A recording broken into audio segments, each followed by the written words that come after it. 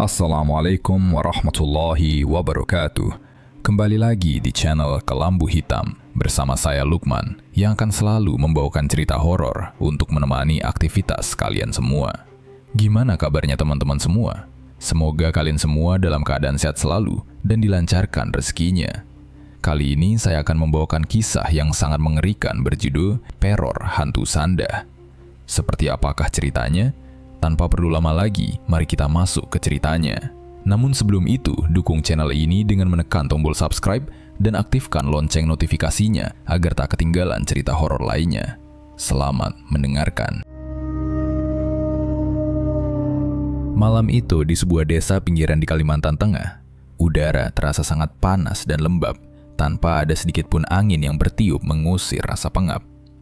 Di dalam sebuah rumah papan yang dindingnya mulai lapuk dimakan usia, Ika duduk sendirian di lantai dapur beralaskan tikar purun kusam, menunggu kepulangan suaminya yang bernama Panji. Kehidupan rumah tangga mereka jauh dari bayangan kebahagiaan karena tabiat Panji yang sangat kasar dan tidak pernah menghargai istrinya. Hampir setiap malam dia meninggalkan rumah tanpa pamit untuk menenggak minuman keras murahan bersama teman-temannya dan hanya pulang ketika perutnya merasa lapar. Panji juga sangat pelit memberikan uang nafkah. Seperti tadi pagi, saat dia sengaja melempar uang Rp2.000 lecek ke arah wajah Ika tanpa perasaan bersalah sedikit pun. Panji tidak peduli dengan kondisi persediaan makanan di dapur yang sudah kosong melompong dan justru memberikan ancaman keras agar Ika menyiapkan hidangan layak untuk makan malamnya. Demi memenuhi tuntutan suaminya yang tidak masuk akal itu, Ika harus memutar otak mencari sayuran pakis liar di sekitar pekarangan rumah yang dipenuhi semak belukar dan memancing ikan kecil di sungai belakang agar ada lauk yang bisa dimakan bersama nasi putih hambar kesukaan suaminya. Bantingan pintu depan yang ditendang dari arah luar tiba-tiba memecah kesunyian malam dan membuyarkan lamunan Ika. Panji melangkah masuk ke ruang tengah dengan langkah gontai, membawa bau menyengat dari minuman keras oplosan yang langsung memenuhi ruangan. Ika segera bangkit dan menunduk menghampiri suaminya untuk menyajikan sepiring nasi beserta ikan sungai dan sayur pakis rebus. Panji menarik kursi, lalu menjatuhkan tubuhnya sambil mendengus kasar, melihat hidangan di depannya dengan raut wajah jijik. "Kamu ngapain sih masak makanan miskin kayak gini terus? Memang kamu pikir aku ini gembel yang makan rumput begini?" ucap Panji dengan suara seraknya. "Ya mau gimana lagi? Tadi kan kamu ngasih uang belanja cuma 2.000. Beneran cuma ini yang bisa aku cari di belakang rumah?" jawab Ika menundukkan kepala. "Kok kamu malah berani ngejawab sih? Kayaknya kamu memang sengaja bikin aku emosi terus tiap pulang ke rumah. Pokoknya besok kamu harus belikan aku daging ayam," bentak Panji menggebrak meja sangat keras. "Tapi uang 2.000 mana cukup buat beli ayam? Jangan teriak-teriak gitu dong. Aku malu kalau tetangga dengar," balas Ika tertahan. "Biarin aja ntar tetangga dengar, aku nggak peduli. Kalau besok aku pulang lauknya masih sayur beginian, benaran aku hajar kamu. Lihat aja ntar," ancam Panji menatap tajam. Mendengar ancaman fisik tersebut, Ika seketika terdiam kaku dan tidak berani membalas perkataan suaminya karena takut dipukul. Meskipun Panji selalu memperlakukannya dengan buruk dan menyiksa batinnya setiap hari, Ika selalu memilih mengalah menuruti kemauan suaminya karena masih sangat mencintainya. Ika membohongi perasaannya sendiri dengan berharap sifat keras suaminya bisa berubah lebih baik seiring berjalannya waktu. Keesokan harinya, sinar matahari menembus masuk melalui celah dinding papan rumah Ika yang berlubang dimakan rayap. Ika berjalan keluar rumah menuju pasar tradisional di ujung desa untuk membeli garam dapur. Saat berjalan santai menyusuri deretan kios sayur, tiba-tiba seseorang memanggil dan menarik lengannya menjauh dari keramaian pasar menuju tempat sepi di belakang ruko. Perempuan itu ternyata adalah Nana, teman akrab Ika sewaktu masih gadis remaja yang sudah bertahun-tahun tidak pernah dia temui lagi dengan raut wajah sangat serius dan tegang. Kamu tahu nggak sih kelakuan Panji di luar sana kayak gimana? Kok kamu santai biasa aja?" tanya Nana berbisik. "Maksud kamu apaan sih? Panji memang sering keluyuran mabuk malam-malam, aku udah tahu kok," jawab Ika kebingungan. "Bukan soal mabuknya, kemarin siang aku lihat Panji di warung kampung sebelah. Dia berduaan sama perempuan lain dan mesra banget. Kamu tuh lagi dibohongin mentah-mentah, ucap Nana meyakinkan. Ah, masa sih Panji kayak gitu? Kayaknya kamu salah lihat orang deh. Memang dia kasar, tapi dia nggak mungkin main perempuan di belakangku, balas Ika membantah keras. Aku lihat pakai mata kepalaku sendiri kok. Benaran Ika, buat apa aku bohong? Ngapain kamu masih bertahan sama laki-laki kayak gitu? Sahut Nana kesal. Bagaimanapun dia itu suamiku. Aku nggak bakal percaya kabar kayak gini sebelum lihat pakai mataku sendiri. Udah ya, biarin aja dulu, ucap Ika melepaskan genggaman tangan Nana. Setelah meninggalkan Nana sendirian di area pasar tersebut, Ika mempercepat langkah kakinya pulang menuju rumah dengan perasaan batin yang sangat tidak menentu. Angin pagi yang berhembus cukup kencang sama sekali tidak mampu menghilangkan rasa gelisah yang tiba-tiba menyerang dan mengacak-acak seluruh pikirannya.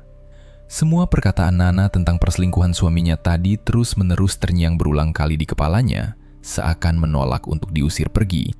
Ika berusaha sangat keras membuang pikiran buruk tersebut dan meyakinkan dirinya sendiri bahwa Nana pasti keliru mengenali wajah orang. Begitu kakinya melangkah masuk ke dalam rumah, Ika kembali menyibukkan dirinya menyelesaikan semua pekerjaan rumah tangga, mulai dari menyapu lantai tanah hingga mencuci pakaian kotor dan menyiapkan segala keperluan suaminya tanpa mengambil waktu istirahat sedikit pun. Namun, ketika sore harinya Panji terbangun dari tidurnya dan langsung berteriak memarahi Ika hanya karena masalah sepele yang tidak masuk akal, Ika hanya sanggup menatap wajah kasar suaminya itu dalam kebisuan yang menyiksa. Dada Ika bergemuruh hebat dan terasa begitu perih menahan tumpukan rasa sakit yang selama ini dia pendam rapat-rapat di dalam hatinya akibat perlakuan semena-mena pria yang sangat dia cintai tersebut. Beberapa bulan terlewat semenjak pertemuan Ika dengan Nana di pasar. Pagi ini udara desa terasa lebih dingin dari biasanya karena gerimis turun sejak subuh. Ika sedang berjongkok di dekat sumur belakang rumahnya sambil mencuci setumpuk pakaian kotor milik suaminya. Tangannya yang kurus mengucek kain celana dengan susah payah. Tiba-tiba, rasa mual yang sangat hebat menyerang perutnya. Ika membuang cuciannya ke lantai semen dan berlari menuju pinggir selokan. Dia muntah-muntah cukup lama, tetapi hanya cairan bening yang keluar dari mulutnya karena perutnya kosong belum diisi makanan sama sekali sejak kemarin malam. Kepalanya terasa sangat pusing berputar-putar, membuat pandangannya sedikit kabur. Tubuhnya lemas, tidak bertenaga, sampai dia harus berpegangan kuat pada dinding sumur agar tidak jatuh pingsan. Kejadian seperti ini sudah berlangsung setiap hari selama hampir 1 bulan terakhir. Ika awalnya berpikir dia hanya masuk angin biasa karena kelelahan mengurus rumah dan kurang tidur akibat menahan rasa takut menunggu Panji pulang. Namun, rasa mual dan pusing itu tidak kunjung hilang walaupun dia sudah meminum air jahe hangat. Ika kembali berjalan tertatih menuju tumpukan cuciannya. Dia memaksa tubuhnya yang gemetar untuk menyelesaikan pekerjaan itu sebelum Panji terbangun dari tidurnya. Jika suaminya melihat pakaian kotor masih menumpuk, Ika tahu pasti pukulan keras yang akan mendarat di tubuhnya. Saat Ika sedang menjemur pakaian di halaman samping rumah, seseorang membuka pintu pagar kayu. Nana datang berkunjung membawa bungkusan plastik berisi kue basah. Langkah Nana langsung terhenti begitu melihat kondisi Ika yang sangat berantakan. Wajah Ika terlihat pucat pasi, bibirnya kering pecah-pecah, dan keringat dingin membasahi dahinya. Nana meletakkan bungkusan plastiknya di meja teras dan berlari menghampiri temannya itu. Nana mengambil alih cucian, lalu menuntun Ika duduk di kursi rotan depan rumah. Napas Ika terdengar berat dan terputus-putus, menahan rasa tidak nyaman di sekujur tubuhnya. Kamu beneran sakit parah kayaknya, Kak. Muka kamu pucat banget loh ini. Kemarin muntah-muntah juga kan? Tanya Nana khawatir. Iya, akhir-akhir ini memang sering mual kalau pagi. Pusing juga, kayak muter gitu semuanya. Kayaknya cuma masuk angin biasa aja kok, ntar juga sembuh sendiri. Jawab Ika sambil memijat pelipisnya. Masuk angin apanya? Orang udah sebulan lebih kamu begini terus. Jangan biarin sakit kamu ntar makin parah. Ayo kita pergi ke bidan kampung sekarang. Biar aku yang antar. Pokoknya kamu gak boleh nolak lagi. Ucap Nana memaksa. Aduh, ngapain sih ke bidan segala? Aku gak punya uang buat bayar berobat.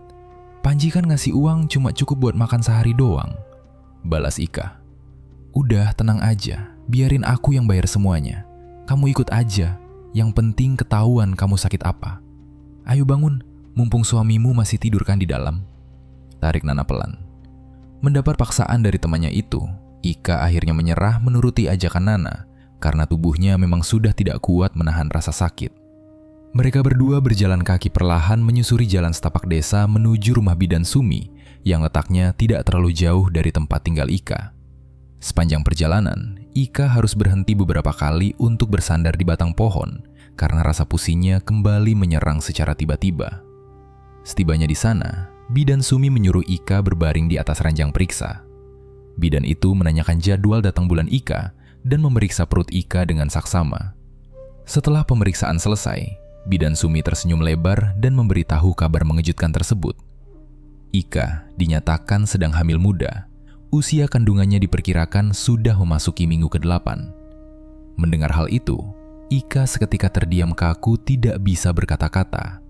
Air mata bahagia menetes membasahi kedua pipinya yang tirus. Tangan Ika mengusap perutnya yang masih rata dengan perasaan haru bercampur lega.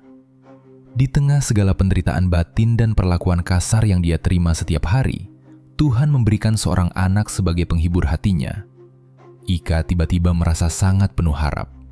Dia meyakinkan dirinya sendiri bahwa kehadiran bayi ini pasti akan bisa mengubah sifat buruk suaminya. Ika sangat yakin Panji akan menjadi suami yang lebih lembut dan ayah yang bertanggung jawab jika mengetahui hal ini.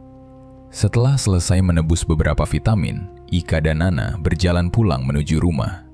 Matahari siang sudah mulai bersinar terik menyengat kulit. Jalanan tanah merah desa terlihat berdebu setiap kali ada sepeda motor yang melintas. Ika berjalan dengan langkah yang jauh lebih ringan dari sebelumnya. Senyum kecil tidak henti-hentinya mengembang di bibirnya. Dia merencanakan bagaimana cara memberitahu Panji tentang kehamilannya saat suaminya bangun nanti. Nana yang berjalan di sebelahnya ikut merasa senang melihat perubahan suasana hati temannya. Karena letak rumah bidan Sumi berada di perbatasan desa, rute perjalanan pulang mengharuskan mereka melewati area pinggiran kampung sebelah. Area tersebut merupakan tempat berkumpulnya pemuda desa dan supir truk, karena terdapat sederet warung kopi pinggir jalan yang ramai. Suara musik terdengar berdentum keras dari salah satu warung papan beratap seng itu.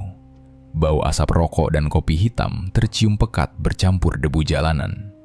Ika sebenarnya paling tidak suka melewati tempat bising seperti ini, tetapi ini adalah satu-satunya jalan pintas tercepat untuk sampai ke rumahnya.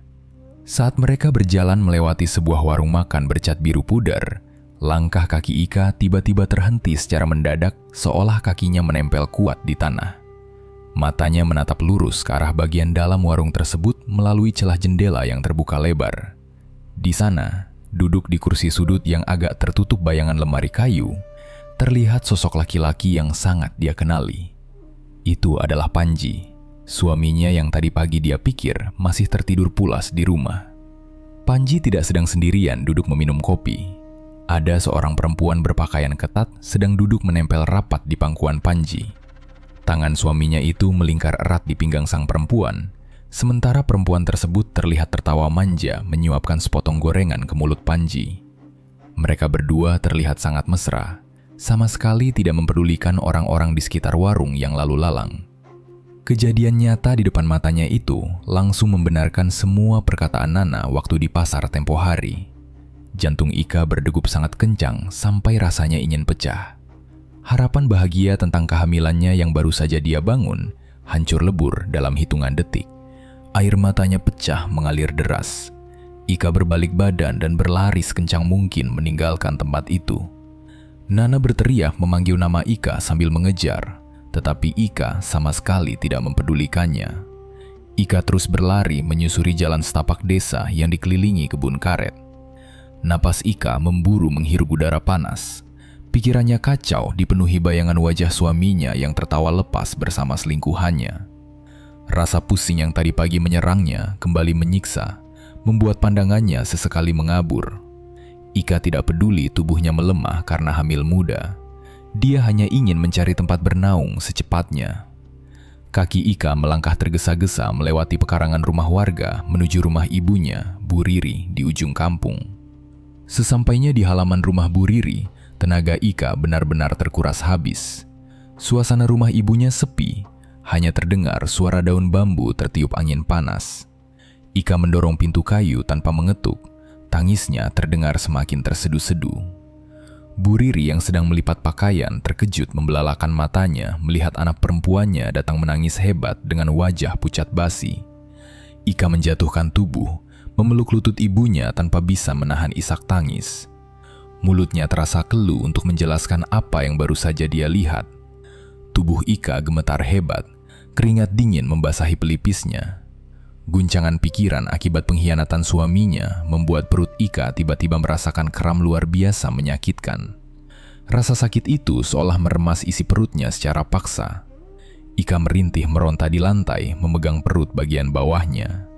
Tidak lama setelah itu, Ika merasakan cairan mengalir deras dari jalan lahirnya menembus kain rok yang dia pakai. Bercak darah pekat langsung menetes membasahi lantai papan rumah ibunya. "Kak, kamu kenapa? Kok nangis gini? Ya ampun, itu darah apa? Kamu pendarahan, Kak?" teriak Bu Riri panik ketakutan. "Perutku sakit banget, Bu. Sakit, Bu, tolongin aku." Rintih Ika menahan nyeri sambil memegang perutnya. "Aduh, kamu tiduran dulu sini cepat. Jangan banyak gerak. Ibu panggilkan bidan desa sekarang juga. Kamu tahan bentar ya," ucap Bu Riri memapah tubuh lemah Ika ke kasur lantai. "Panji, Bu. Panji selingkuh. Sakit banget perutku, Bu," rintih Ika meremas spray menahan sakit. "Udah, jangan mikirin Panji dulu. Kamu fokus aja tahan sakitnya. Ibu lari panggil bidan dulu," ucap Bu Riri bergegas keluar rumah. Ika tertinggal sendirian berselimut rasa sakit yang semakin menjadi-jadi. Darah terus keluar membuat pandangannya semakin gelap gulita. Ika memejamkan matanya rapat menahan kram perut yang tidak tertahankan, hingga akhirnya jatuh pingsan tidak sadarkan diri. Kejadian berlangsung sangat cepat. Ketika bidan datang bersama ibunya, semuanya sudah terlambat. Ika mengalami pendarahan parah yang menyebabkan keguguran dan merelakan janin yang baru berusia 8 minggu. 4 hari telah berlalu semenjak kejadian menyakitkan itu. Suasana kamar tidur Bu Riri terasa sangat muram dan pengap. Jendela kayu sengaja ditutup rapat, menyisakan sedikit celah cahaya matahari menerangi debu yang berterbangan. Ika terbaring tidak berdaya di atas kasur kapuk kusam peninggalan ayahnya. Tubuhnya terlihat semakin kurus kering, matanya cekung menyiratkan lelah mendalam, dan wajahnya pucat tanpa darah. Ika hanya bisa menatap langit-langit kamar dengan pandangan kosong. Rasa sakit fisik bekas keguguran perlahan mulai mereda, tetapi luka di batinnya justru terasa semakin membesar. Selama 4 hari Ika terbaring lemah, Panji sama sekali tidak menampakkan batang hidungnya ke rumah mertuanya. Panji benar-benar menghilang, tidak peduli dengan keadaan Ika maupun anak mereka yang mati. Kabar keguguran ini tentu sudah menyebar ke telinga suaminya, tetapi Panji tetap memilih tidak menjenguk, apalagi memberikan biaya pengobatan. Kenyataan pahit itu membuat Ika selalu menangis setiap malam, meratapi nasib buruknya secara bertubi-tubi. Bu Riri yang setiap hari duduk menemani hanya bisa mengusap lengan anaknya pelan, mencoba memberikan ketenangan walau tidak ada kata yang mampu mengobati sakit itu. Menjelang waktu maghrib berkumandang, suara langkah kaki mendekati pintu kamar. Nana datang menjenguk membawa sebungkus buah jeruk murahan dari pasar desa. Nana masuk perlahan dan duduk di pinggir kasur menghadap Ika. Suasana ruangan remang-remang itu berubah canggung. Nana menatap wajah temannya dengan perasaan sangat kasihan dan penuh bersalah. Nana merasa dirinya lah penyebab utama Ika mengalami tekanan batin sampai keguguran karena memaksa pergi ke bidan dan berakhir melihat perselingkuhan itu.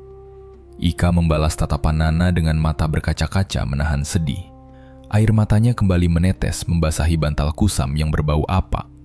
Nana menggenggam kedua tangan Ika erat, menyalurkan simpati atas penderitaan berat sahabatnya. "Kah, kamu udah baikan badannya? Masih sakit nggak perutnya?" tanya Nana membuka percakapan dengan pelan. "Udah mendingan kok, Nah. Cuma ya lemes aja badanku. Darahnya juga masih keluar dikit-dikit," jawab Ika serak nyaris berbisik. "Panji beneran gak pernah kesini nengokin kamu? Masa dia tega banget sih, Kak? Istrinya keguguran loh, anaknya mati. Kok dia malah diem aja?" ucap Nana kesal. Gak ada dia datang. Sama sekali gak peduli dia. Aku ini istri apaan sih buat dia, nak? Aku salah apa kok dia setega itu main perempuan terus biarin aku sakit begini? Ucap Ika mulai terseduh-seduh. Udahlah, kamu jangan nangis terus. Ntar badan kamu malah makin drop. Panji itu memang laki-laki gak benar. Kamu harus mikirin diri kamu sendiri sekarang. Balas Nana mencoba menenangkan. Tapi aku sayang sama dia, nak. Aku gak mau dicerai. Ntar aku gimana kalau gak ada dia? Bayiku udah hilang. Masa suamiku juga harus hilang buat perempuan lain? Aku gak sanggup benaran. Tangis Ika kencang meremas ujung selimut. Mendengar ucapan putus asa Ika, Nana terdiam membisu, tidak tahu harus membalas apa lagi. Nana melihat dengan sangat jelas bagaimana temannya itu begitu hancur karena kehilangan bayinya. Tetapi di sisi lain, Ika juga sangat terpukul kehilangan perhatian suaminya yang terang-terangan berselingkuh. Rasa cinta Ika yang terlalu besar dan buta pada Panji justru menyiksa akal sehatnya sendiri. Malam perlahan turun menyelimuti desa, membawa udara dingin yang menembus celah dinding papan. Di dalam kamar yang hanya diterangi cahaya lampu kuning redup itu, Ika terus memandangi sudut ruangan dengan tatapan nanar dan basah oleh air mata. Tak lama kemudian, Nana datang ke rumahnya untuk mengajaknya mengobrol. Nana yang duduk di pinggir kasur lantai hanya bisa menghela napas panjang melihat sahabatnya yang baru saja kehilangan bayi akibat pendarahan hebat. Sementara suaminya sama sekali tidak peduli dan justru berselingkuh dengan perempuan lain. Nana merasakan kasihan yang luar biasa besar, bercampur dengan amarah memikirkan kelakuan Panji, sehingga dia langsung menunduk, merogoh ke dalam tas selempang kainnya. Dia mengeluarkan sebuah buku kecil bersampul hitam kusam yang halamannya sudah terlipat menguning. Lalu memegang buku itu erat, menatap Ika dengan sorot wajah serius. Kak, kamu rela Panji ninggalin kamu demi perempuan gatal itu? Ucap Nana menekan pelan. Ya nggak mau lah, nak. Aku nggak mau dicerai. Ntar hidupku gimana sendirian di sini? Jawab Ika menyeka ingus di hidungnya. Kalau kamu beneran mau suamimu balik, tunduk dan sayang lagi, aku punya caranya. Tawar Nana menyodorkan buku hitamnya langsung ke pangkuan Ika. Buku apaan ini, nak? Kok kusam begini bentuknya? Tanya Ika sambil menyentuh sampul buku yang bergebu tersebut dengan ragu. Ini buku mantra pelet darah nifas yang paling kuat bikin laki-laki lumpuh pikirannya. Tetesin aja darah nifasmu ke masakan kesukaannya. Terus bacain mantranya perlahan. Suamimu ntar bakal nurut 100%. Jelas Nana berbisik sangat pelan agar tidak terdengar ibunya di luar. Astagfirullah, kamu gila ya? Ini syirik dosa besar. Kalau Panji sampai tahu aku ngasih makan darah kotor, mati aku dihajar. Tolak Ika panik dan mundur menjauh dari buku tersebut. Panji gak peduli dosa, Kak. Dia aja santai zina di luar sana. Dia gak bakal tahu karena baunya ntar tertutup bumbu pekat. Tapi ya terserah sih kalau kamu mau perempuan itu muasain rumahmu ntar. Provokasi Nana dengan wajah santai. Mendengar kata cerai dan membayangkan perempuan selingkuhan itu masuk ke rumahnya, Ika terdiam kaku menahan napas. Ketakutannya pada dosa syirik dan amarah suaminya seketika mulai terkikis habis oleh rasa putus asa yang menyiksa akal sehatnya. Ika memandangi buku hitam itu cukup lama, sampai tangannya yang bergetar perlahan mengambil buku tersebut karena dorongan mempertahankan rumah tangga mengalahkan kewarasannya. Keesokan harinya, pada pagi hari yang mendung, Ika pamit kepada ibunya untuk pulang ke rumah karena dia sudah memantapkan keputusannya. Bu Riri awalnya melarang keras karena kondisi Ika masih sangat pucat dan darah nifasnya terus keluar membasahi kain pembalut. Namun Ika bersikeras beralasan harus membereskan rumah sebelum suaminya marah dan memukulnya kembali jika melihat rumah berantakan. Dengan langkah kaki berat tertatih dan perut berdenyut nyeri luar biasa, Ika memaksakan diri berjalan menyusuri jalanan desa yang mulai sepi dari aktivitas warga. Keringat dingin terus menetes membasahi keningnya sepanjang perjalanan yang terasa sangat menyiksa fisik dan batinnya tanpa henti. Di dalam saku daster lusuhnya, Ika menyembunyikan rapat buku mantra hitam tersebut seperti sebuah benda berharga penyambung hidupnya. Sesampainya di halaman depan rumah, langkah Ika mendadak berhenti melihat pintu kayu rumahnya terbuka sangat lebar. Suara tawa laki-laki dan perempuan terdengar sangat jelas dari ruang tengah, sehingga Ika langsung melangkah masuk perlahan dengan perasaan curiga yang meledak-ledak. Di atas tikar lantai yang kotor, Panji duduk bersila santai bersama dua temannya sambil menenggak minuman keras dari botol beling. Tepat di sebelah Panji, duduk perempuan berpakaian ketat yang persis Ika lihat di warung tempo hari, sedang merangkul lengan suaminya tanpa rasa malu sedikit pun. Kehadiran Ika yang berdiri mematung di ambang pintu membuat suasana mendadak sunyi senyap dan teman-teman Panji langsung menunduk canggung. Perempuan itu menatap Ika meremehkan, sementara Panji menoleh melihat istrinya pulang dengan wajah kasar yang tidak menunjukkan rasa terkejut apalagi bersalah. "Udah berani pulang kamu? Bikin kopi sana buat temanku," perintah Panji membentak tanpa memperdulikan wajah istrinya yang masih sepucat mayat. "Tega banget kamu, Mas. Aku baru aja keguguran, kamu malah bawa perempuan ini ke rumah kita," teriak Ika menahan dada yang sesak. "Anak itu mati sendiri kan? Ini rumahku, jadi terserah aku mau ngapain. Ayo dek, kita pergi aja dari sini," ucap Panji menarik paksa selingkuhannya berdiri.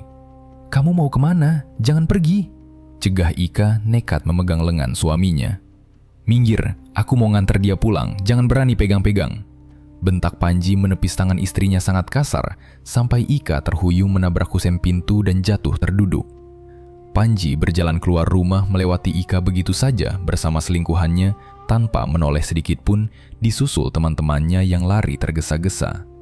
Kesabaran Ika benar-benar sudah habis siang itu, dibakar rasa sakit hati terdalam karena harga dirinya diinjak-injak tanpa ampun di dalam rumahnya sendiri saat fisiknya hancur lebur mengeluarkan banyak darah. Rasa cintanya yang buta seketika berubah menjadi dendam pekat yang membuat keputusannya bulat menyingkirkan semua sisa rasa takut melakukan ritual pelet darah nifas itu malam ini juga. Dia menunggu sabar di dapur gelap menahan sakit perut kram sampai waktu perlahan beranjak mendekati waktu subuh.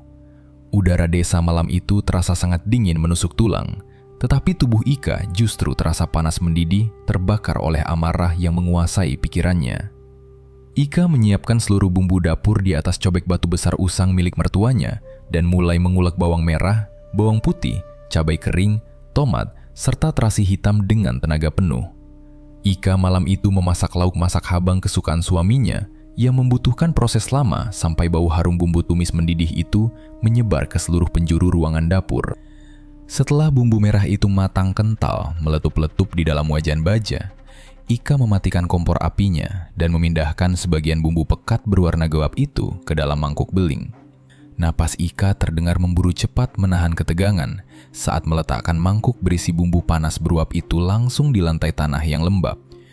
Dia mengangkat kain rok katunnya sedikit, lalu melangkah maju melewati bagian atas mangkuk tersebut sebanyak 3 kali berturut-turut, maju mundur dengan gerakan sangat kaku.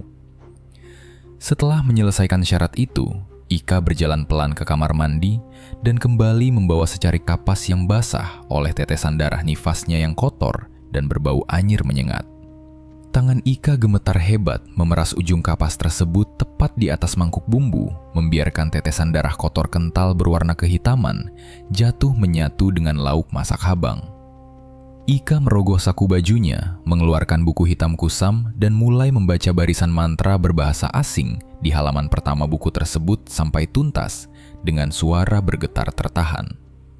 Mata Ika tidak berkedip menatap campuran darah dan bumbu di depannya yang kini mengeluarkan bau amis menyengat tertutupi kuatnya aroma terasi udang yang dibakarnya tadi. Ika mengaduk campuran menjijikkan itu dengan sendok perlahan sampai rata, membiarkan keringat dingin bercampur rasa muak terus mengucur membasahi punggung bajunya. Keesokan paginya, pintu kayu berderit terbuka perlahan, menyapu lantai. Panji melangkah masuk ke dalam ruangan dengan rambut acak-acakan dan pakaian kusut bau alkohol murahan. Wajah suaminya terlihat lelah, bercampur raut kesal permanen, layaknya orang baru pulang keluyuran mabuk semalaman. Panji berjalan gontai langsung menuju area dapur, memegang perutnya yang keroncongan menahan lapar. Ika bangkit berdiri membenarkan letak dasternya dan bersiap menghadapi suaminya dengan tangan bergetar dingin, menyembunyikan rasa cemas serta takut yang menyiksa batinnya. Panji menarik paksa kursi kayu di sebelah meja makan, lalu menjatuhkan tubuhnya dengan gerakan kasar. Matanya langsung tertuju pada mangkuk berisi lauk bumbu merah yang masih mengeluarkan sedikit kepulan asap hangat. Bau harum bumbu masak habang kesukaannya itu menusuk penciuman, membuat perutnya semakin berbunyi nyaring. Tanpa mengucapkan sepatah kata pun menanyakan kabar istrinya, Panji langsung mengambil piring seng dan menyendok nasi putih dingin ke atas piring. Ika menahan laju napasnya saat melihat tangan suaminya menyendok lauk bumbu pekat bercampur darah kotor itu ke atas tumpukan nasi. "Ini bumbu merahnya kok warnanya agak gelap beneran? Kamu campur apa sih ke dalamnya?" tanya Panji dengan nada tinggi menatap istrinya curiga. "Gak ada, aku campur macem-macem kok.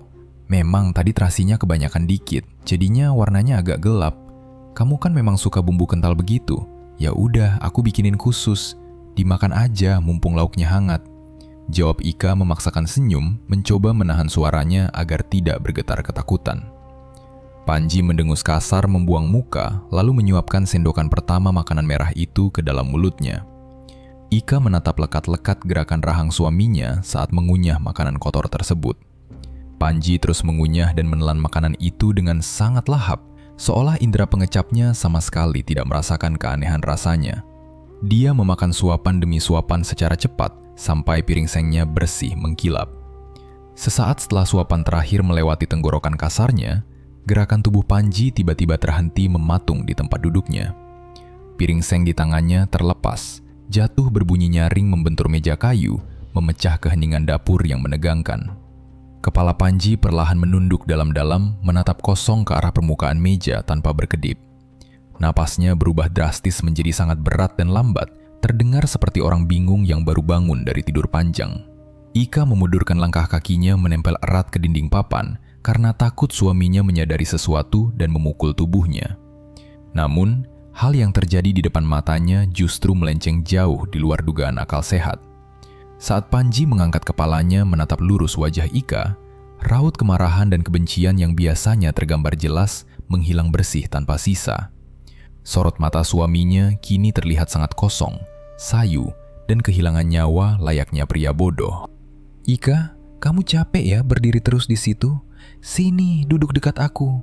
Ntar kaki kamu sakit loh," ucap Panji lembut, nada bicara yang belum pernah Ika dengar selama bertahun-tahun menikah. Ika terdiam kaku, mencerna perubahan drastis dalam hitungan detik tersebut sambil menelan ludah. "Kamu beneran gak marah sama aku? Tadi malam kan kamu nyuruh aku minggir pas bawa perempuan itu," pancing Ika berhati-hati. "Ngapain aku marah sama istriku sendiri? Perempuan siapa sih maksudmu? Aku sayangnya cuma sama kamu kok. Udah ya, biarin aja orang lain. Aku janji gak bakal kasar lagi sama kamu beneran," jawab Panji tersenyum canggung menatap Ika tunduk. Sejak sarapan pagi itu, khasiat ilmu pelet darah nifas tersebut bekerja merusak kewarasan akal pikiran Panji secara ekstrim. Laki-laki pemarah itu benar-benar berubah 180 derajat menjadi sosok penurut mutlak yang kehilangan kendali diri. Hari-hari berikutnya membuktikan secara nyata seberapa kuat ikatan pelet kotor itu mengabdi pada Ika. Saat Ika menyuruhnya membuang seluruh pakaian bagusnya ke tempat sampah dan memerintahkan memakai kaos oblong robek serta celana compang-camping, Panji menuruti perintah gila itu tanpa membantah satu patah kata pun. Ketika temannya datang menjemput ke rumah mengajak bekerja memotong kayu, Panji menolak keras tawaran itu dan berteriak mengusir temannya pergi. "Aku gak mau kerja di luar. Ntar kalau aku kerja, aku gak bisa lihat Ika seharian penuh. Biarin aja aku miskin gak punya uang. Yang penting aku dekat istriku terus," teriak Panji mengusir temannya dari pekarangan teras rumah. Ika yang melihat dari celah jendela merasa dadanya mengembang sangat puas karena suaminya kini benar-benar tunduk tidak berdaya. "Panji, ngapain kamu bengong di depan situ terus? Cepat masuk sini. Sapu semua lantai rumah, terus cuci piring kotor di sumur benaran sampai bersih," Perintah Ika sengaja menguji batas kepatuhan suaminya. "Iya kak, ini aku masuk kok sekarang. Kamu duduk manis aja ya istirahat, biarin aku yang kerjain semuanya di rumah ini." Balas Panji menunduk patuh, bergegas mengambil sapu, persis budak suruhan. Bulan demi bulan berlalu tanpa terasa, mengubah dinamika rumah tangga yang dulunya penuh air mata menjadi rutinitas aneh tidak wajar. Sudah melewati setengah tahun, Panji tidak pernah menjejakkan kakinya keluar batas pagar rumah sama sekali. Seluruh waktu miliknya dihabiskan hanya untuk melayani kebutuhan istrinya dari pagi hingga malam tanpa meminta istirahat. Panji rutin mencuci pakaian, memasak makanan seadanya, dan memijat kaki Ika setiap kali istrinya mengeluh kelelahan. Di bawah pengaruh energi pelet kotor tersebut, keadaan fisik Panji justru semakin menurun. Terlihat kurus, kurang gizi, dan wajahnya menghitam tidak terawat. Ika benar-benar menikmati puncak kekuasaan mengatur suaminya tanpa mempedulikan konsekuensi dosa syirik yang dipikulnya. Kondisi Ika sendiri kini berubah pesat karena dia berhasil kembali mengandung anak Panji. Waktu terus berjalan lambat di desa pinggiran Kalimantan Tengah itu. Kandungan Ika kini sudah menginjak usia 7 bulan. Perutnya membesar menonjol ke depan, membuat langkah kakinya menjadi berat setiap kali berjalan. Hari ini adalah hari Jumat pagi. Udara desa terasa cukup sejuk karena kabut masih menyelimuti pepohonan karet di sekitar rumah. Di halaman depan, Panji sedang menyapu tanah dengan gerakan pelan dan tatapan mata kosong. Laki-laki itu memakai kaos oblong robek di bagian pundak dan celana pendek kotor. Sejak memakan lauk bumbu merah berbau amis beberapa bulan lalu, Panji tidak pernah sekalipun membantah Ika. Dia bekerja membersihkan rumah tanpa henti layaknya pesuruh. Ika duduk bersandar di kursi rotan teras rumah, mengawasi suaminya bekerja sambil memegang perut buncitnya. Pagi itu, Bu Riri datang berjalan kaki dari jalan setapak mengunjungi rumah mereka. Ibunya membawa rantang plastik berisi sayur bening. Bu Riri duduk di kursi kayu kosong di sebelah Ika, lalu meletakkan rantang itu di meja. Bu Riri menatap Panji yang menyapu halaman tanpa menghiraukan kedatangannya. Bu Riri merasa heran melihat perubahan sifat menantunya, tetapi dia tidak pernah bertanya lebih jauh karena mengira Panji sudah berubah baik secara alami. "Kamu udah keramas belum hari ini, Kak?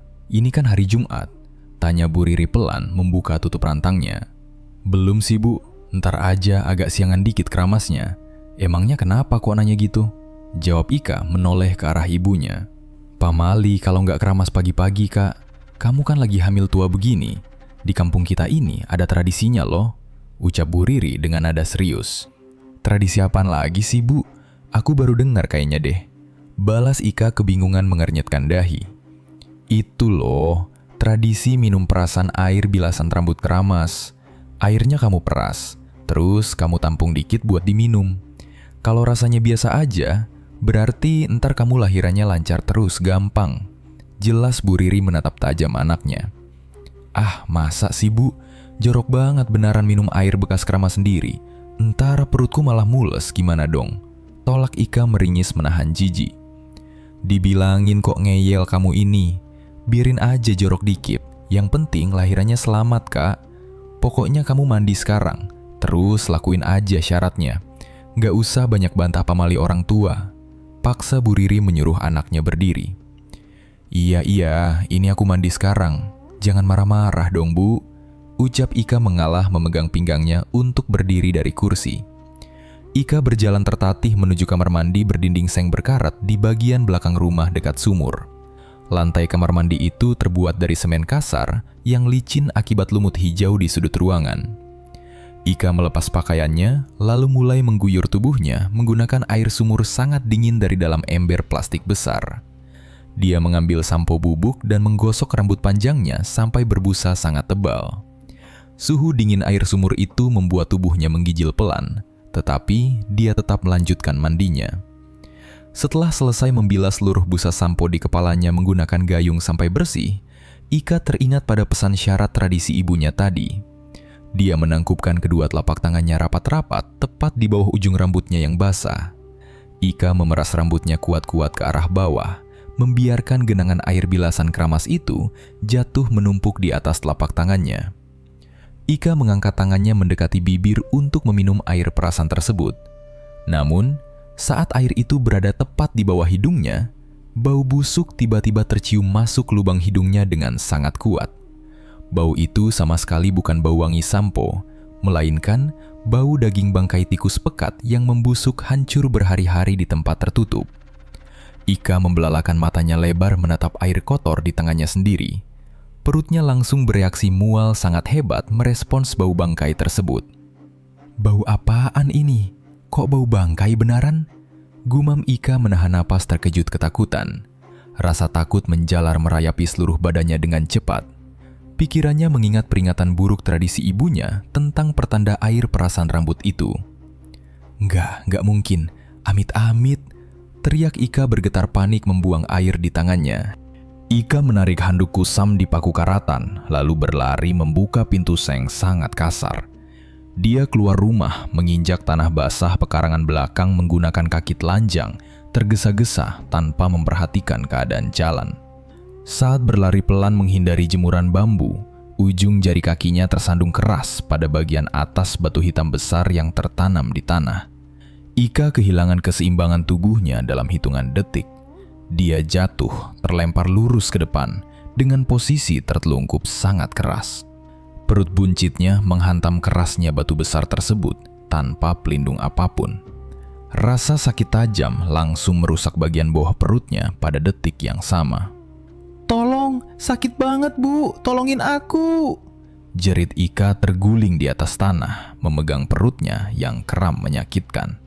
Darah segar merah kental seketika mengalir deras keluar dari jalan lahirnya, membasahi paha sampai telapak kaki. Bu Riri berlari ke belakang rumah, menyusul asal suara teriakan itu bersama Panji yang berjalan di belakangnya tanpa ekspresi wajah.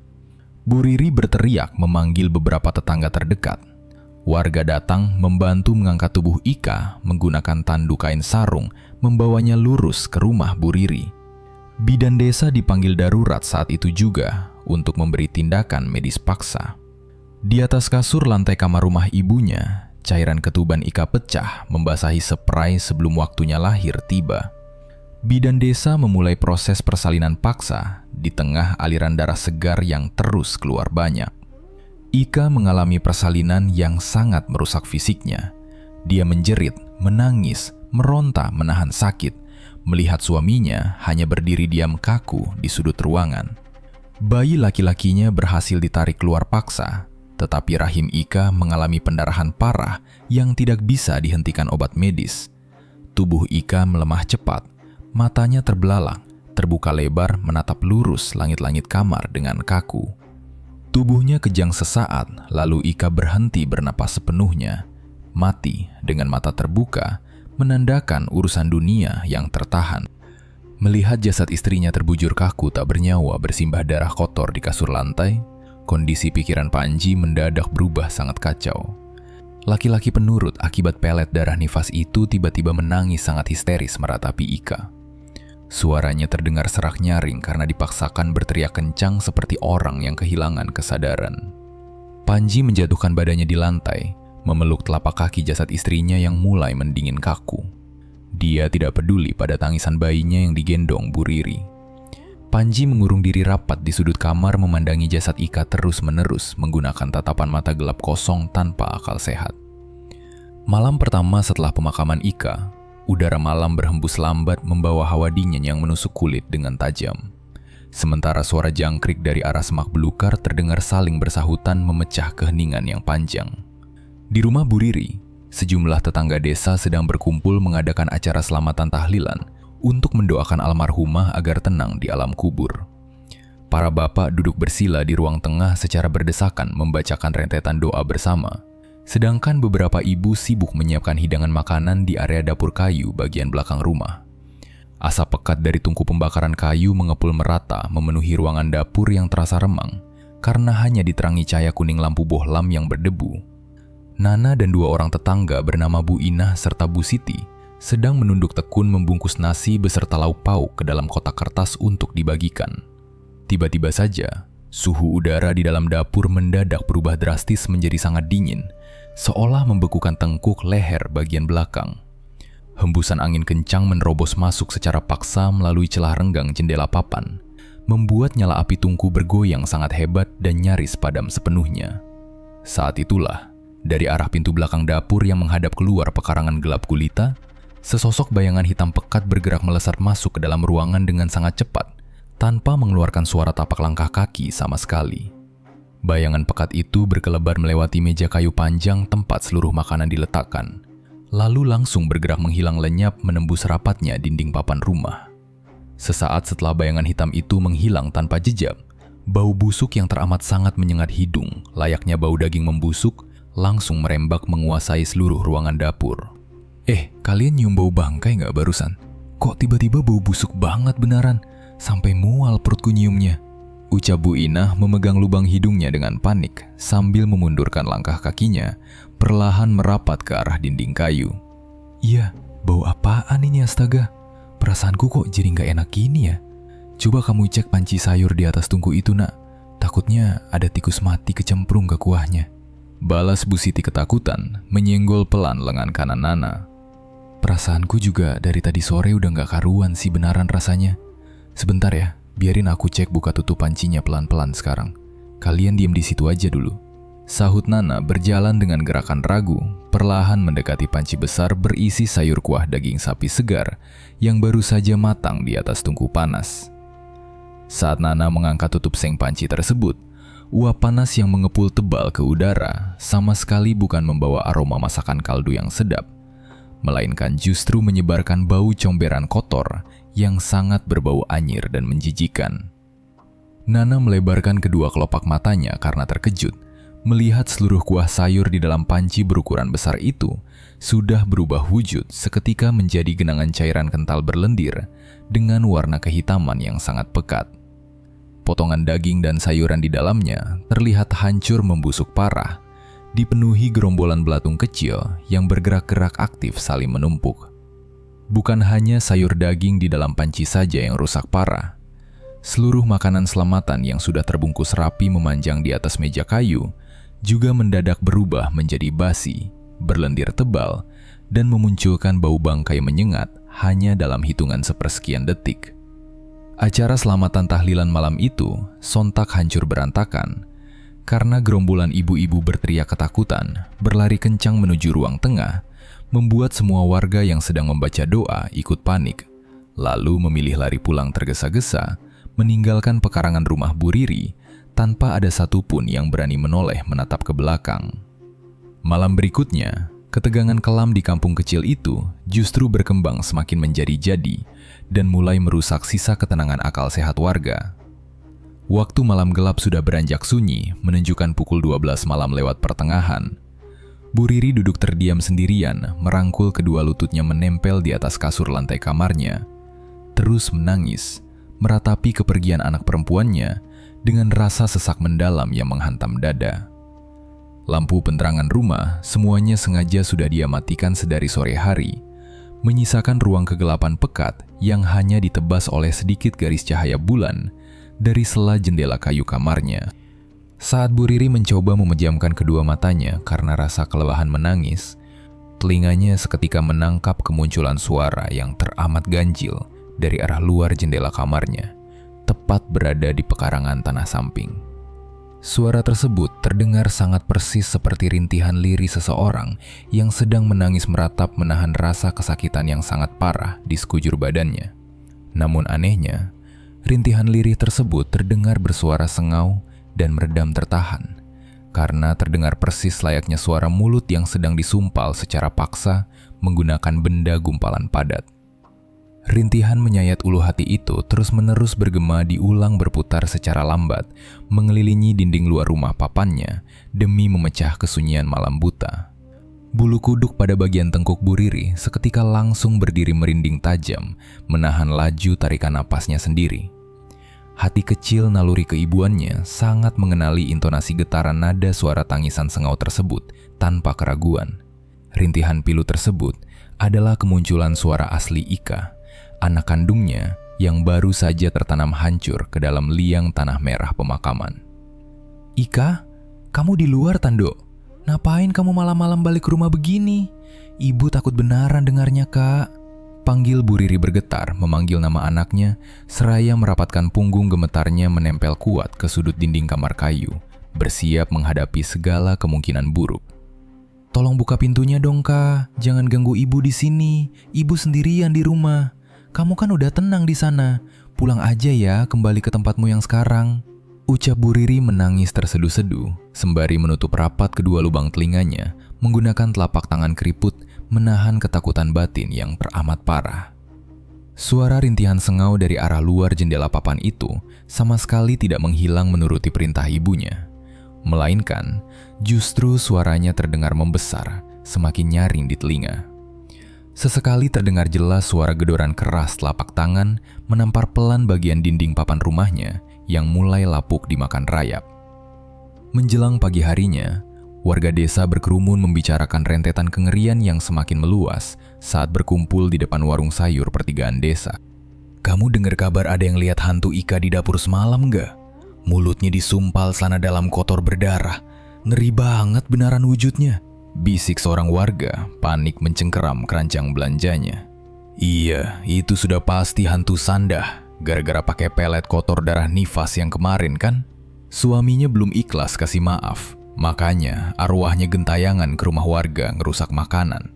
Orang yang tatap mata lihat wujud aslinya langsung demam tinggi sampai badannya menggigil hebat di kasur. Timpal warga berkerudung lainnya dengan warna wajah sepucat pasi mengeluarkan keringat dingin sebiji jagung. Arwah Ika pada malam-malam selanjutnya benar-benar telah bangkit, menebar teror sebagai wujud mengerikan hantu Sandah akibat kutukan dosa besar syirik menggunakan kotornya darah nifas yang terus mengikatnya dengan pekat. Hantu perwujudan Ika tersebut sering menampakkan diri dengan wujud rupa menyeramkan pada posisi tegak berdiri mematung. Tetapi sepasang telapak kakinya sama sekali tidak pernah menyentuh menjejak tanah. Mulut arwah tersebut selalu terbuka melebar menganga, akan tetapi dibungkam secara paksa dengan dijejali gumpalan celana dalam wanita kotor yang berlumuran darah nifas, menyisakan bau yang sangat menyengat pernapasan. Hantu Sandah misterius itu secara acak terus bergerak mendatangi rumah penduduk kampung saat penghuninya tertidur. Lalu dengan sengaja berbekal tangan pucat mengaduk semua makanan dapur, sampai semuanya berubah wujud menjadi lendir basi menjijikan. Puncak kengerian ketegangan gaib ini terjadi tepat menimpa malam kelima, yang secara perlahan mengantarkan sebuah petaka langsung menghantam telak kesadaran sisa kewarasan Bu Riri.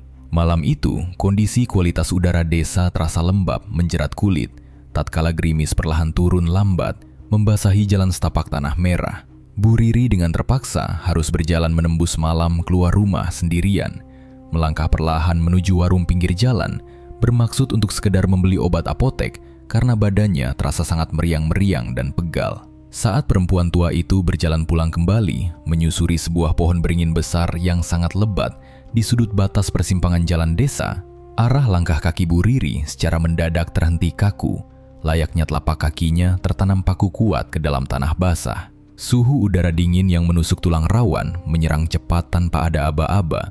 Tepat pada jarak 5 langkah di depannya menghalangi pandangan, sesosok bayangan putih kotor sedang berdiri melayang statis menghadang arah jalan pulangnya. Wujud nyata hantu Sandah Ika, kandungnya sedang mematung melotot menatap tepat lurus menembus ke arah dua bola mata Bu Riri yang gemetar ketakutan hebat. "Ika, jangan ganggu ibu, Nduk. Ampun, ibu gak kuat benaran lihat wujud kamu begini. Ibu salah apa sampai kamu tega datangin ibu wujud begitu? Tolong pergi aja, Kak. Ibu mohon benaran sama kamu." Jerit Bu Riri menangis meratap berteriak histeris karena dilanda ketakutan, langsung menjatuhkan diri terduduk meronta lemah di atas genangan tanah lumpur jalanan. Rintihan sengau menyedihkan terus menguar, bergetar dari celah sumpal celana dalam kotor di rongga mulut hantu itu tiada hentinya, menyiksa batin sehingga membuat Bu Riri langsung jatuh pingsan, hilang kesadaran malam itu juga karena tidak sanggup menahan syok teramat berat di dadanya. Pagi hari menjelang siang di desa pinggiran tersebut, sinar matahari terasa sangat terik menyengat kulit, namun tidak mampu mengusir hawa dingin sisa ketegangan malam sebelumnya. Suasana rumah Bu Riri sangat sepi dan tertutup rapat sejak rentetan kejadian mengerikan menimpa kampung mereka. Nana melangkah ragu menyusuri jalan setapak tanah merah menuju halaman rumah Bu Riri dengan perasaan bersalah yang luar biasa besar menekan dadanya. Nana tahu betul bahwa kekacauan gaib yang melanda seluruh kampung berawal dari buku mantra pelet berdarah yang dia berikan secara sembunyi-sembunyi kepada Ika beberapa waktu lalu. Setelah sampai di depan pintu kayu, Nana mengetuk pelan dan langsung masuk ke dalam ruang tengah yang remang-remang tanpa menunggu jawaban. Bu Riri sedang duduk melamun, memeluk lutut di atas tikar pandan kusam, dengan wajah sangat pucat dan mata bengkak akibat terus menangis panjang malam. Nana duduk bersimpuh di lantai depan Bu Riri, menundukkan kepalanya dalam-dalam, karena sama sekali tidak sanggup menatap mata perempuan tua yang sedang berduka tersebut. Nana akhirnya menceritakan seluruh kejadian sebenarnya dari awal sampai akhir tanpa ada yang ditutupi sedikit pun. Mulai dari pertemuannya dengan Ika di pasar sayur, perselingkuhan Panji di warung desa sebelah, hingga pengajaran ritual pelet darah nifas kotor yang dilakukan Ika sebelum kematiannya. Mendengar pengakuan jujur yang tidak terduga tersebut, Bu Riri langsung berteriak mengamuk sejadi-jadinya dan menangis sangat histeris meratapi kebodohan serta dosa besar anaknya. Bu Riri menerjang maju ke depan, lalu menjambak rambut panjang Nana dengan sangat kuat, menyalurkan rasa marahnya karena menyadari anaknya kini tersiksa di alam kubur akibat perbuatan syirik tersebut. "Kamu beneran gila ya, Nah? Kenapa kamu ngajarin anakku ilmu kotor kayak gitu? Pantesan arwahnya gentayangan gak tenang. Mati anakku gara-gara kamu," teriak Bu Riri menangis keras sambil terus menarik rambut Nana menggunakan kedua tangannya secara kasar. "Ampun Bu, aku beneran minta maaf. Aku kasihan lihat Ika disiksa Panji terus tiap hari. Makanya aku nekat kasih buku itu. Aku gak tahu kalau entar jadinya sampai parah begini," isak Nana menahan rasa sakit di kulit kepalanya. "Ngapain kamu minta maaf sama aku? Anakku udah mati jadi hantu. Sandah mulutnya disumpal celana dalam. Kamu harus tanggung jawab sekarang juga. Bawa Panji ke orang pintar malam ini juga, biar urusan ini cepat selesai. Kalau enggak, kampung kita hancur benaran," bentak Bu Riri melepaskan jambakannya, lalu mendorong bahu Nana sangat keras sampai tubuh temannya itu tersungkur jatuh ke lantai papan. Setelah menerima amukan dan kemarahan Bu Riri, Nana segera bangkit berdiri, mengusap air matanya, lalu berlari keluar pekarangan rumah menuju rumah kakak kandung Panji yang bernama Mas Kardi di ujung jalan batas desa. Nana menceritakan ulang semua perbuatannya yang menghancurkan rumah tangga Ika kepada Mas Kardi dengan napas terengah-engah dan suara putus asa. Mas Kardi yang terkejut sekaligus memendam marah, menahan emosi, langsung menyeret Nana pergi berjalan cepat menuju rumah Panji untuk menjemput adiknya siang itu juga. Sesampainya di halaman depan rumah, kondisi Panji masih terlihat sangat linglung parah. Duduk dia mematung menatap lantai di sudut kamar gelap tanpa mempedulikan keadaan sekitarnya akibat pengaruh sisa pelet darah yang maksang mengikat kewarasannya secara kuat.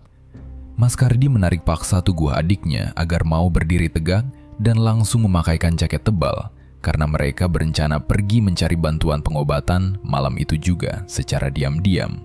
Mas Kardi memutuskan untuk membawa Nana dan Panji pergi menemui seorang pemuka agama bernama Guru Taufik yang tinggal membaur di kampung seberang untuk segera membersihkan semua kekacauan ini dari akar masalahnya. Waktu sudah menunjukkan tepat pukul 11 malam saat mereka bertiga mulai berjalan kaki beriringan keluar dari area permukiman warga menuju batas hutan luar. Suasana desa sangat sepi, mencekam, seperti kota mati. Sama sekali tidak ada satupun warga yang berani keluar menyalakan lampu teras rumah setelah rentetan penampakan gaib hantu Ika menyebar ke seluruh penjuru kampung. Udara malam terasa sangat basah dan dingin menembus jaket tebal yang mereka pakai. Ditambah lagi, langit mendung menutupi bulan sehingga sama sekali tidak ada sedikit pun cahaya yang menerangi jalan setapak berbatu di sepanjang kawasan pinggiran hutan karet tua tersebut. Perjalanan kaki menuju rumah Guru Taufik mengharuskan mereka melewati sebuah jembatan gantung berukuran panjang yang terbuat dari jajaran papan kayu tua dan rentangan tali tambang tebal berkarat. Jembatan ini membentang lurus di atas sungai besar berarus deras berbatu dan menjadi batas wilayah akhir antara desa mereka dengan wilayah masuk desa seberang. Saat kaki Mas Kardi baru saja menginjak bagian tengah jembatan kayu yang terus berderit keras tertiup angin tersebut, Langkah mereka bertiga terhenti secara mendadak, terhalang rasa takut. Suhu udara di atas jembatan itu berubah drastis, menjadi sangat dingin membekukan pori-pori kulit. Diiringi hembusan angin kencang berputar, yang membawa bau busuk sangat menyengat hidung, layaknya bau bangkai daging hewan. Tepat di ujung jembatan bagian depan, menghalangi jalan keluar menuju tanah seberang, sesosok bayangan putih kusam kotor, berdiri melayang tegak tanpa menyentuh permukaan papan kayu jembatan. Wujud mengerikan hantu sanda, perwujudan Ika menampakkan diri dengan sangat jelas di tengah kegelapan pekat malam berangin tersebut.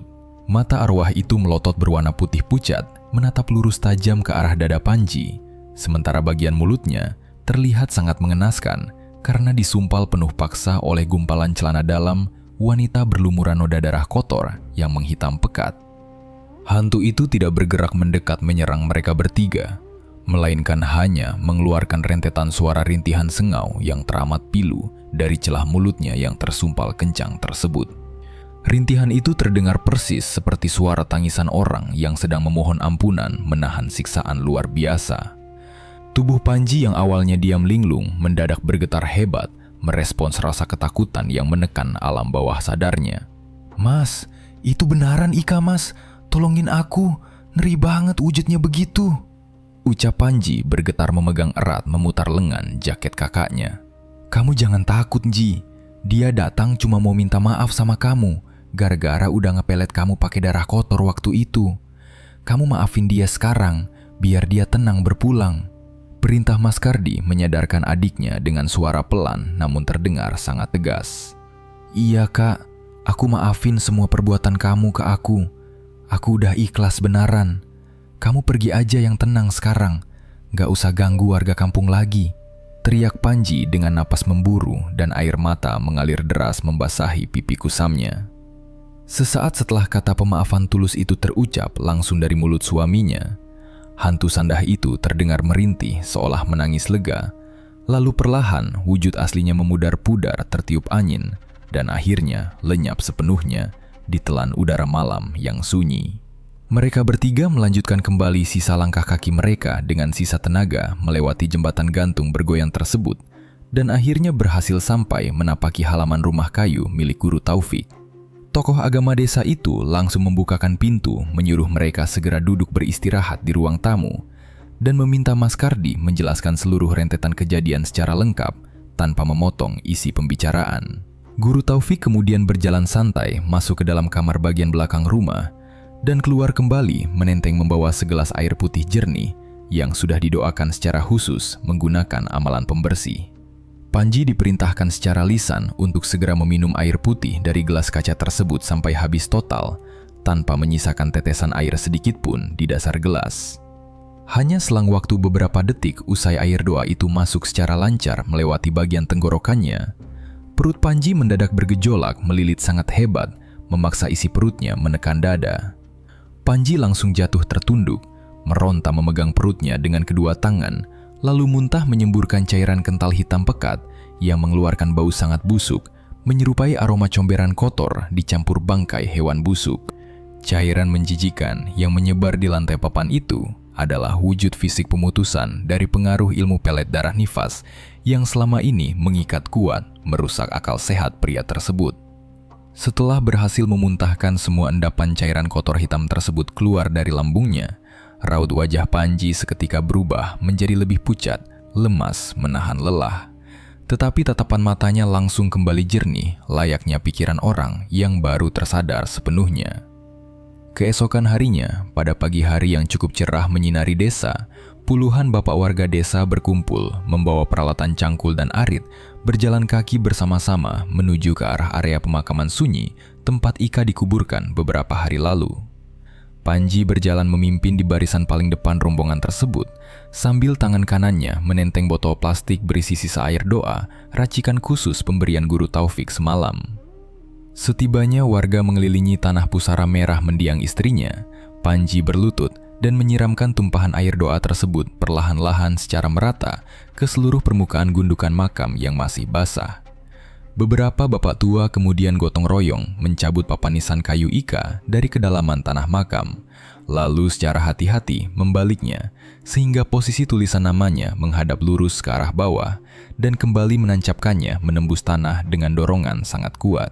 Tindakan membalik nisan kayu ini merupakan syarat yang dilakukan warga setempat untuk menyempurnakan pengutusan sisa ikatan gaib kelam masa lalu yang menahan arwah Ika. Semenjak ritual pencabutan nisan pada pagi hari itu, tidak pernah ada lagi satupun kesaksian warga kampung yang kembali melihat wujud hantu Sanda menyitari permukiman rumah, sekaligus menandakan berakhirnya rentetan teror batin menakutkan yang pernah merenggut nyenyaknya kedamaian desa sederhana mereka. Cerita pun berakhir. Terima kasih buat teman-teman yang udah menyimak cerita ini sampai akhir. Buat teman-teman yang baru bergabung, jangan lupa untuk subscribe dan aktifkan lonceng notifikasinya. Nantikan cerita horor terbaru dari Kelambu Hitam. Saya Lukman mohon pamit undur diri. Wassalamualaikum warahmatullahi wabarakatuh.